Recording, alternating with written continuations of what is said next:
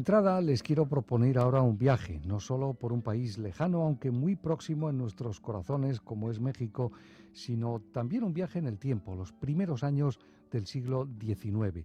Begoña Cava Mesa nos va a ayudar en este viaje hasta aquellos lejanos años en México. Begoña es historiadora, muy conocida no solo por su labor docente a lo largo de los años, sino también por sus publicaciones. Es doctora en Historia por la Universidad de Deusto, fue titular de la Cátedra de Historia de América. Begoña, muchas gracias por acompañarnos y bienvenida al programa. Bueno, encantada, Juan Carlos. Muchísimas gracias. Acaba de presentar su última investigación, México entre la lealtad y la independencia, un libro que tiene como subtítulo Correspondencia reservada de los mariscales Jesús de la Cruz y Pascual de Liñán, 1816-1821. Entiendo que para hablar, Begoña, de esa correspondencia, lo mejor será conocer el contexto histórico, ¿no? Recordamos que en 1810 marca el inicio del movimiento por la independencia en México. ¿Cómo estaban las cosas en el país en aquellos años? Bueno, me haces una pregunta extensa en que prácticamente desarrollo en más de 2 semanas o he desarrollado en la Universidad de Deusto durante 41 años. En este momento acabas de decir que he asumido la Cátedra de Historia Médica durante casi 41 años. En este momento soy profesora emérita, cuestión que no todos los profesores pueden decir en la Universidad de Deusto, y eso implica que estoy un poco más alejada de la docencia, pero sigo en la brecha de la investigación y coordinación de trabajos.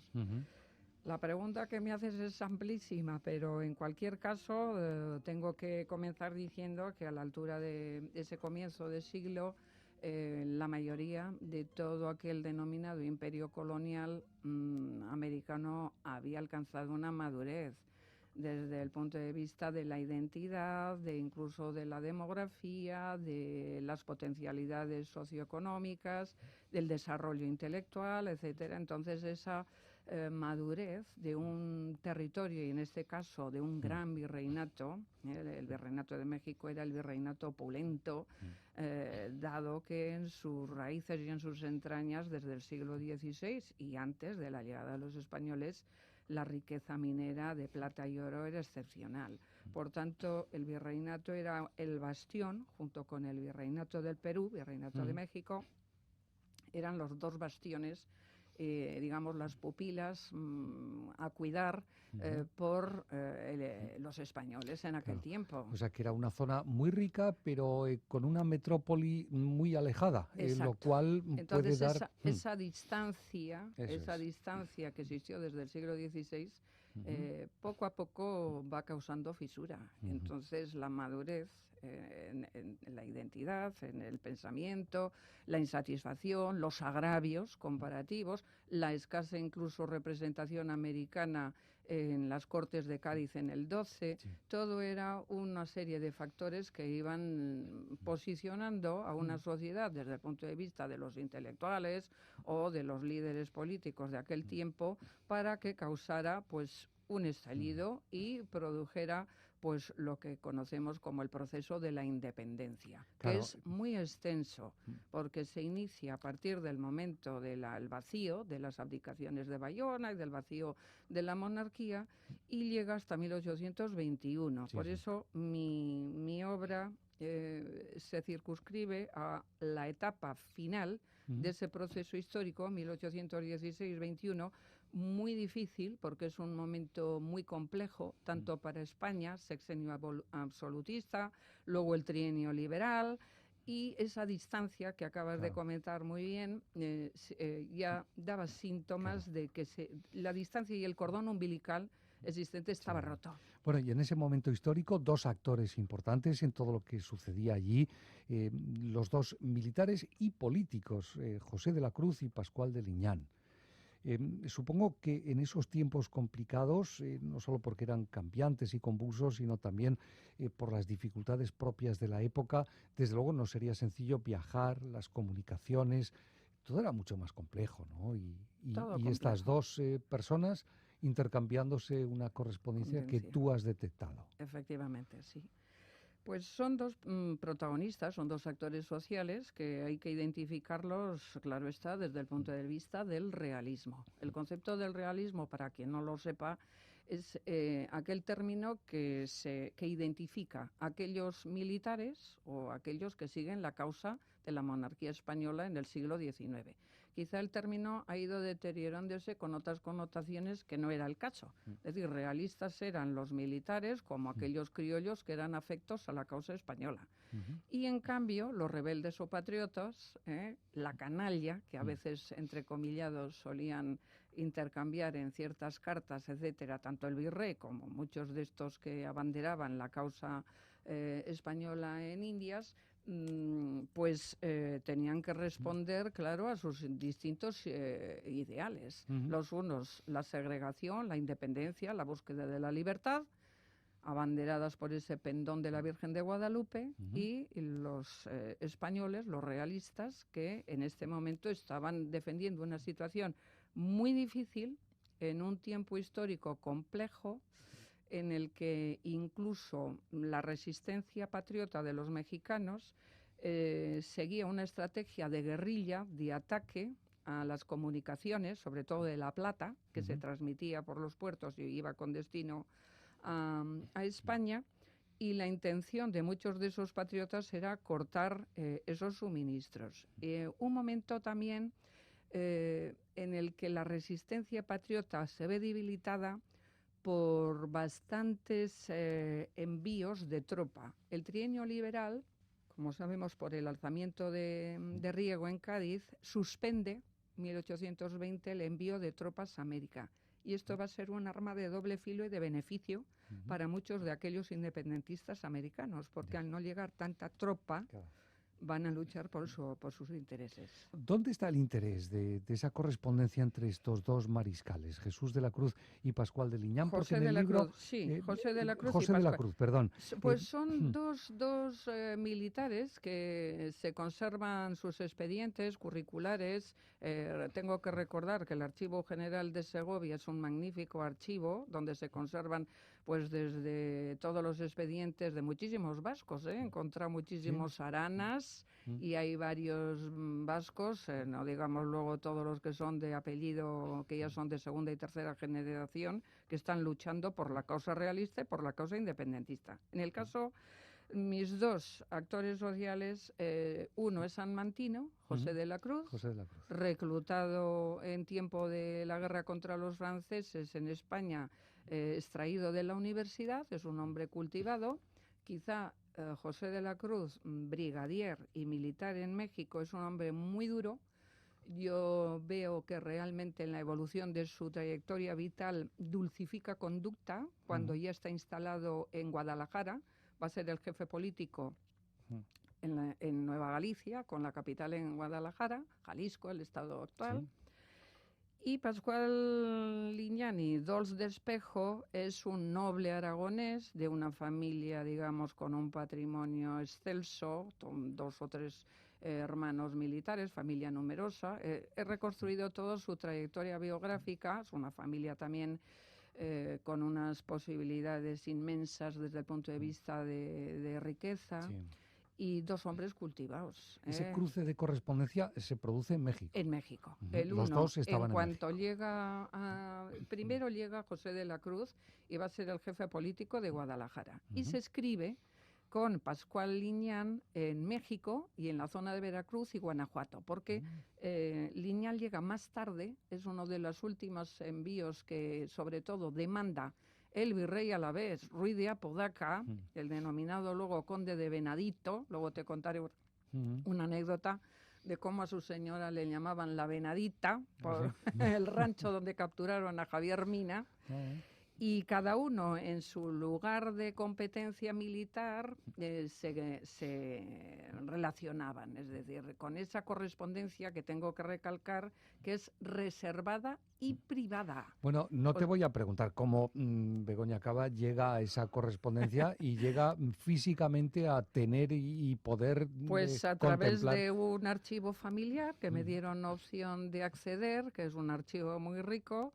Y yo, como tengo reconocida por la universidad y por mi trayectoria intelectual y académica, el tema también de correspondencia y relaciones epistolares. De hecho, he trabajado bastante en correspondencia. Entonces, esta correspondencia me pareció una joya, o sea, Claro, es un eran tesoro. cartas inéditas, ¿no? No se habían dado a Inéditas y conocer. reservadas, porque las cartas oficiales que se conservan en los archivos, pues son cartas que tienen una enjundia intelectual y los historiadores nos vienen maravillosamente para analizar, interpretar y contextualizar todas las circunstancias. Claro. Pero en este caso era reservada y privada. Entonces, no solamente vemos en esta relación del emisario y el destinatario, vemos también un poco a modo de espejo su propia trayectoria vital. Claro. Lo mismo están diciendo, tengo un tabardillo terrible, o el otro está, le está reclamando, mándeme pólvora y cañones de determinada categoría. Es decir, lo privado, lo Sí. íntimo también aflora. Ahora bien es cierto que muchas de esas cartas, que no solamente se entrecruzan Pascual Liñán y José de la Cruz, el uno en Guadalajara, como hemos dicho, el otro desde Guanajuato y México, también hay correspondencia cruzada con el virrey Apodaca, con el embajador en los Estados Unidos, Onís, sobre todo por el tema de Mina, que luego igual saldrá a colación. Hay bastante correspondencia muy interesante. Por tanto, tienen un valor intrínseco estas cartas. Yo Sí. tengo una curiosidad y es cómo son esas cartas, porque cómo se han conservado, están en buen estado, la letra cómo es, porque Sí, bueno, igual no es fácil leerlas, pues sí, ¿no? Juan Carlos, te tengo que decir que la letra es endiabladamente tremenda en el caso sobre todo de Pascual Liñán, porque hay que recordar que Pascual Liñán estuvo asediando y sitiando dos fuertes muy importantes, el fuerte y el Cerro de los Remedios y San Gregorio. Entonces te puedes hacer idea, con lluvia, etcétera. No usó mucho copistas, ser privadas y reservadas, así como Cruz sí utilizó a veces un secretario y se le ve una distinta caligrafía. El estado de la carta las cartas son magníficas, son 134 cartas. Bien conservadas. Bastante bien conservadas, sí, son en pliego. En pliego hay algunas octavas, octavillas, que son como billetitos, como los que en el siglo XVIII las señoras y las damas de la Salonier se cruzaban con sus amantes o con sus intelectuales, como Voltaire. En este caso es una letra endiablada, la de Liñán, algunas me ha costado muchísimo la transcripción paleográfica. En otro caso también lo que he procedido es actualizar gramatical y ortográficamente, porque sin ser ni mucho menos analfabetos, que no lo eran gente con unos estudios, los dos militares, incluso he encontrado algunos fragmentos que se escriben en latín o en francés. ¿Ah, sí? Claro, porque los correos, así lo transmiten muchas de estas cartas, claro, se los torpedeaban los patriotas, los mexicanos, y para que no lo entendieran, a veces se escribían en latín. Qué curioso.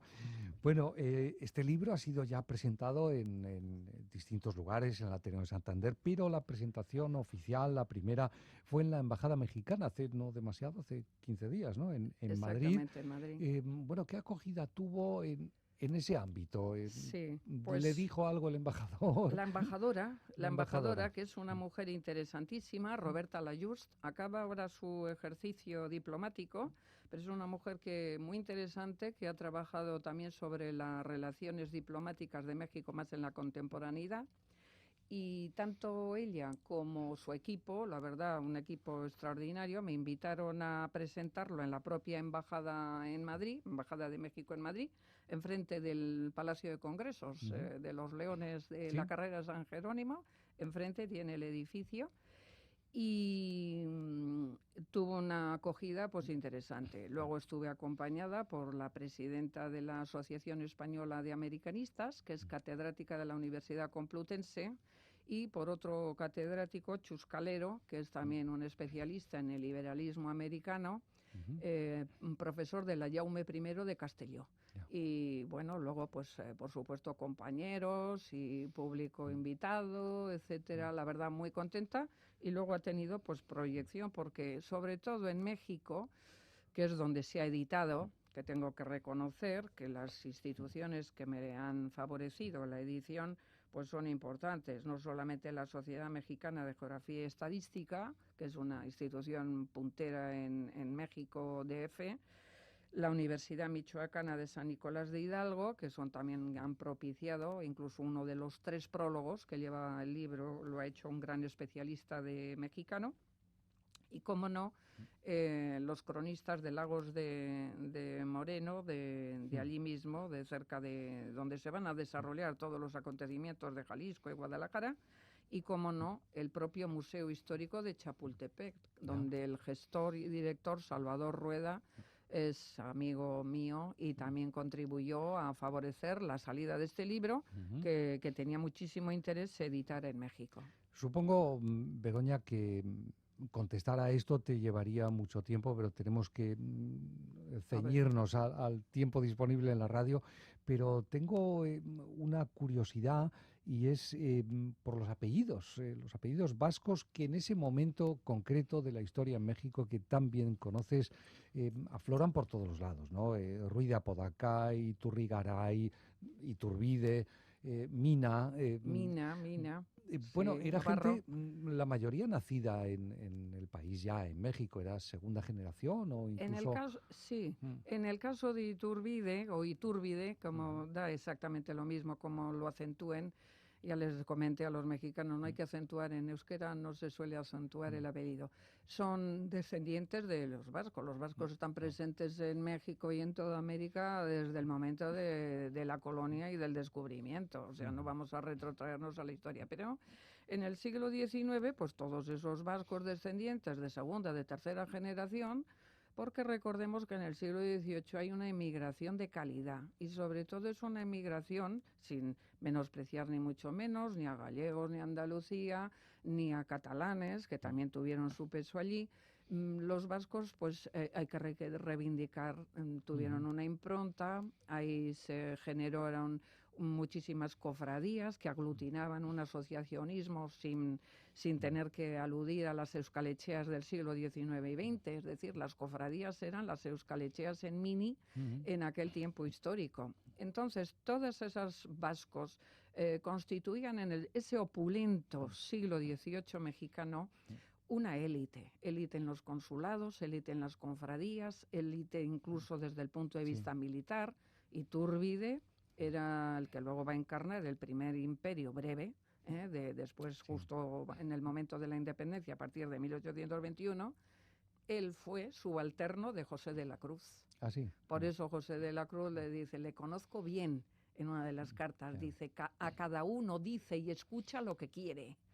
Y en cierta forma Iturbide tuvo la habilidad de conducir un proceso que realmente, tal y como demuestra la historiografía, a la altura de 1820-21 estaba concluido, es decir, ya la independencia no podría dar una vuelta atrás. Fue el primer emperador de México, primer emperador, ¿no? Así sí. se le llegó a Entonces, denominar. Lo que ocurre es que, tal vez, perdona, Begoña, sí, por ese afán de distanciarse de la metrópoli, no sé si renunciaban a sus orígenes o lo mantenían o por el contrario era algo que ellos reivindicaban. Sí. Por ejemplo, otro personaje extraordinario con tantas raíces encartadas, Negrete. Sí. Pedro Celestino Negrete era de la zona de las Encartaciones, también bajo, digamos, el mando de José de la Cruz. Ya.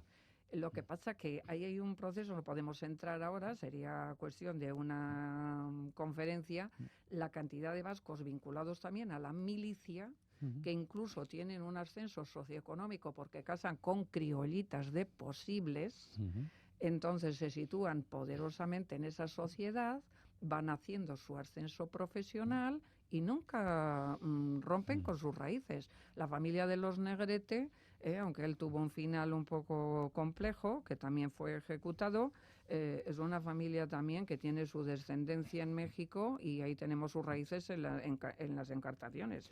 Y lo mismo diríamos pues de muchísimo. Me encontró hasta una Arana de Bilbao, que está también ahí batallando por la causa.